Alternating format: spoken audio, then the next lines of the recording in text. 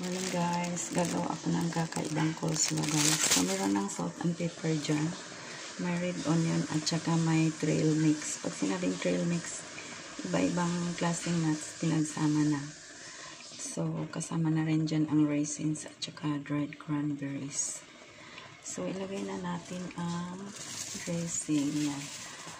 Yung mayonnaise na ginamit ko dyan guys, ang Baby's Choice. So lagi kayong gumamit ng Baby's Choice kasi para mas masarap ang dating. So lagyan na natin yan ng lemon. So konti lang lemon lagay ko kasi kainin na agad. At saka pag may tira kasi pag maraming lemon, nagtutubig. Nakuha niya ang sauce ng ibang gulay. So yan, ilagay na natin ang cabbage. Yung cabbage guys, lamasin nyo sa asin, tapos babad nyo sa dami, tapos pigaan. Yan, para matanggal yung properties na nakaka-hyper ng glitter. Ayan, ibayot mo ang cabbage kasi nakaka-glitter din. Pero pigaan mo lang sa asin, lamasin sa asin. Ang cabbage, marami siyang phytochemicals at vitamin C. So, okay siya kainin sila. Tapos, lagyan natin ng cucumber. Marami kami cucumber sa bahay.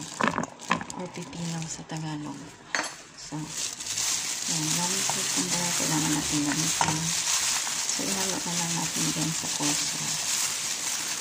Although, ang normal na coleslaw, walang cabbage, ay walang pipino. Pero para lang magamit.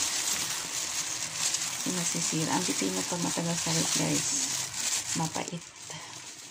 Tapos, dagdagan pa natin ang pampasarap ng dressing. Ito, QP. Nasira na yung label niya kasi hinugasan ko lagi. Peros din sesame dressing. Sarap din ito kasi hindi ito ng Japan. So, ayun guys. Tapos na ang ating coleslaw. Pero parang kulang sa mayonnaise. Lagdagan natin.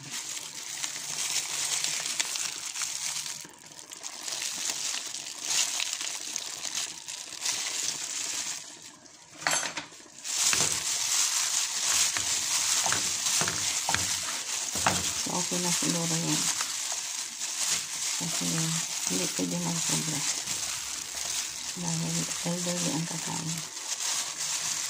Ang mayonnaise pag may lemon, nagtutubig. So, ganyan lang yan siya guys.